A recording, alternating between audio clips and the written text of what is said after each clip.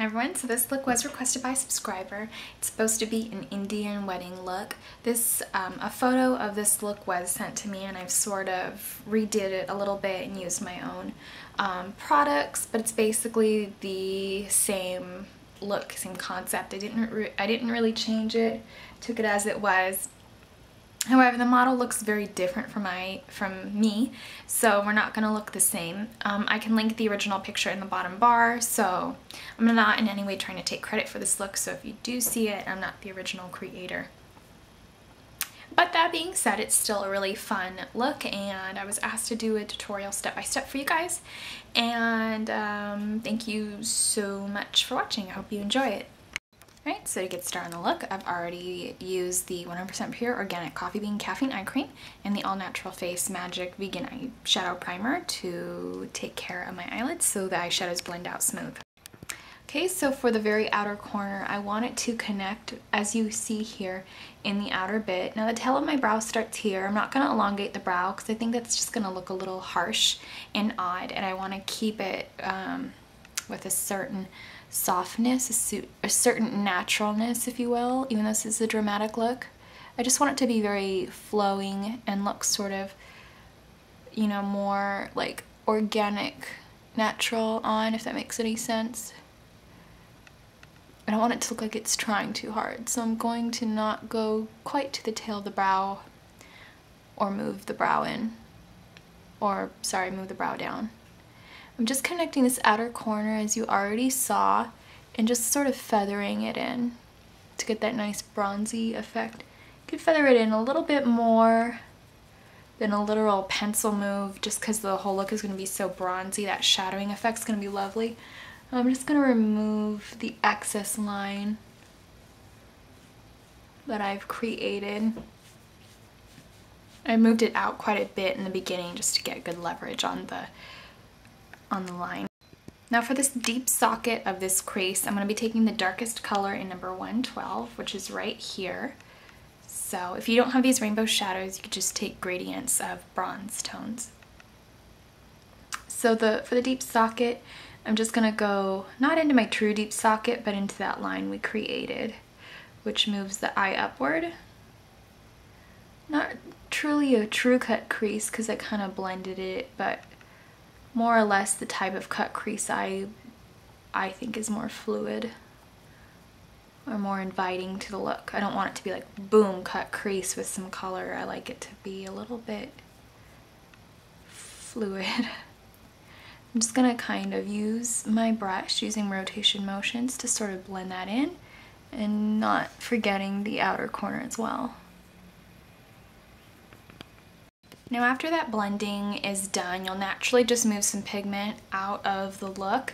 So it's always good to just blend outwards just to keep it moving out and not kind of in the center. I think it's kind of harder to remove from the center, but that's just my thought on that. So yeah, it's only natural to lose some pigment. I'm just gonna go ahead and dust out the brush, and I'm gonna go ahead and take this number 111R from Inglot. I still think they do make a darker one. I can't quite remember. This is a wonderful color to have, so if you do change, grow into or move down any skin tone shades, this is a perfect thing to have for a highlighter. You could of course always use your face powder too if you don't have something like this, but I'm going to go ahead and take this medium peachy color. And I like it because it's not icy or frosty, so it really kind of helps create what I think is a very nice modern highlight color.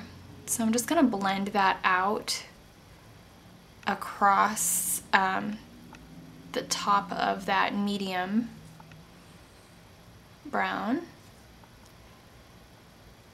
And that will just sort of kind of blend that out. Now if you're any lighter or any darker, just take a different one so that it works for you.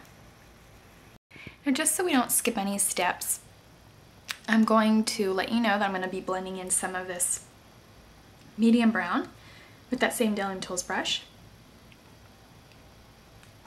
This is a look that's kind of precise, so typically I would not discuss blending back and forth, but it needs to be done when you're removing pigment color.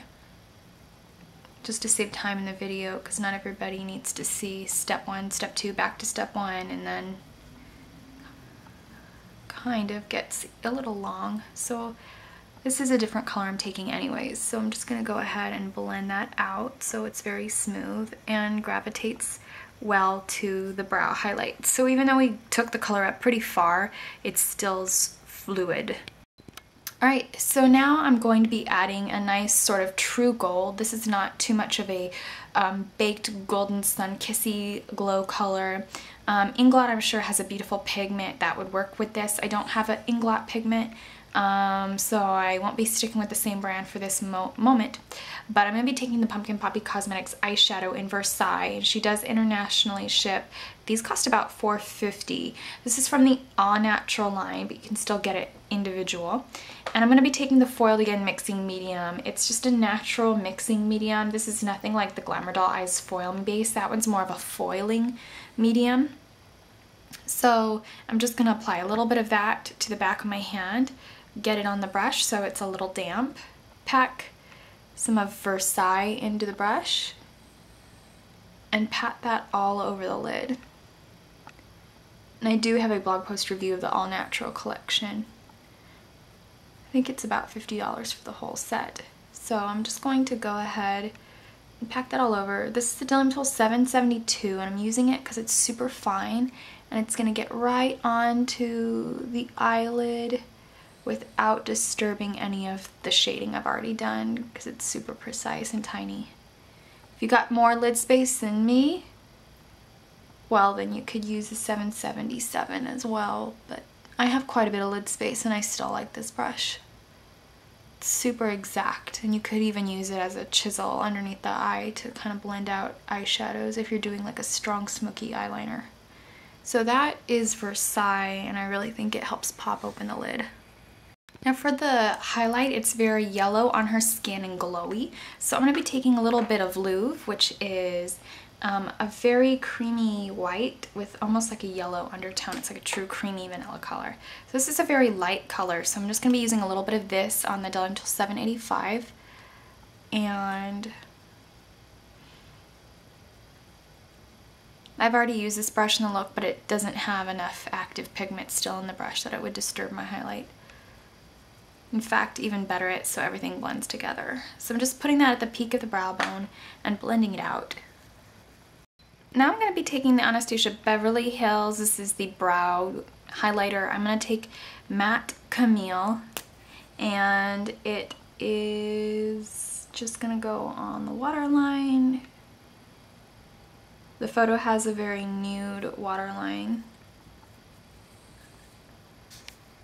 So this smoky eye, basically, it goes from here to here. It really just wraps around the whole eye. So what you really want to do is take number 112R from Inglot, but you want the dark side, or any really dark brown. I'm sure you could get some sort of trio from any brand, or even a trio at the drugstore. But basically what you need is this and a pencil-y type brush. So I'm basically just connecting the outer corner with where we landed off, whatever you want to call it. And I'm just going to connect it and kind of smudge it underneath there with a light hand, even though it's a dark color, just to carefully get it under there so it doesn't look like a harsh line. So it looks wispy and smoky. Now I'm going to be taking this more medium tone brown. Basically what you do with the 3 gradient brown colors is almost kind of what you did to the top of the eye, is you just sort of grade it out. So you could see it truly does wrap around the eye. Now I'm just going to be taking the light color and doing the same thing.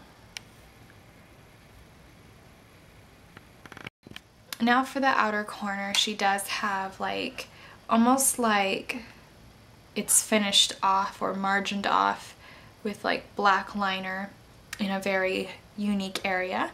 So we're just going to be taking number 64 from Inglot. It's a black with gold sparkle. They do not make this color anymore. And we're taking the pencil brush again, which is a very important brush in this look. So we're just going to be going into the outer corner of the eye and sort of detailing it up with one last shadow and kind of just smudging it in. I'm sorry for the details for this look, but it is very detailed, very important look.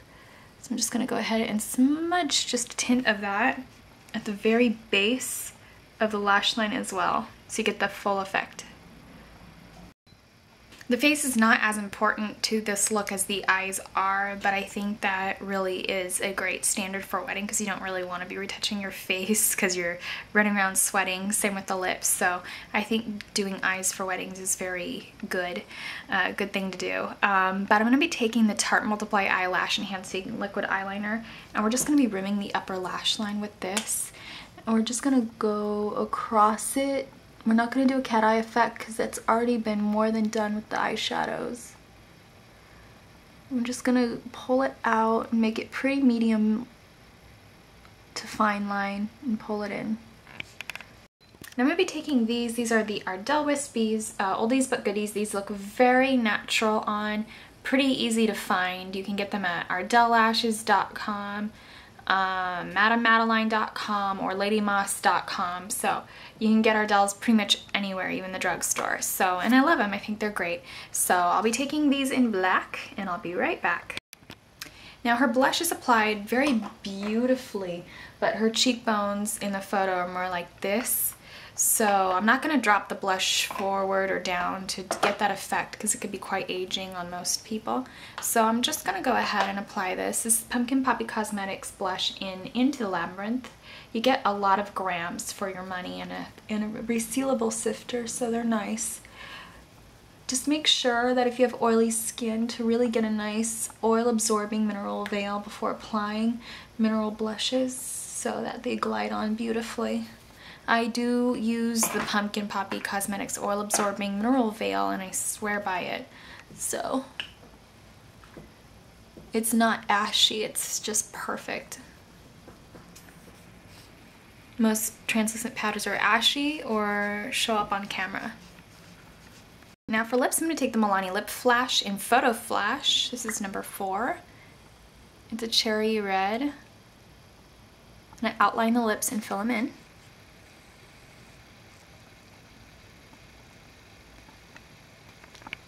I'm going to warm up the lips a bit using Inglot's number 156 Beautiful Orangey Red.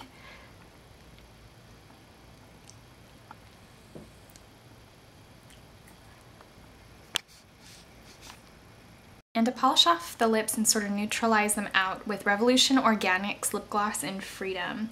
And this will take out some of the sting from the cherry.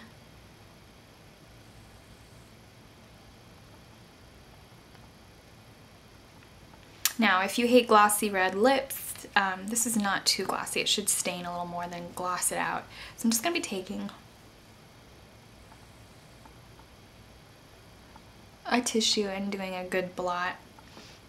Alright, so I hope that you enjoyed this look. Personally, the only change I would do for this is do a softer lip. That's my take. I do something like Inglot's number 224 for the lip or number 192. Aside from that, I really do like the look and I think it should be a lot of fun.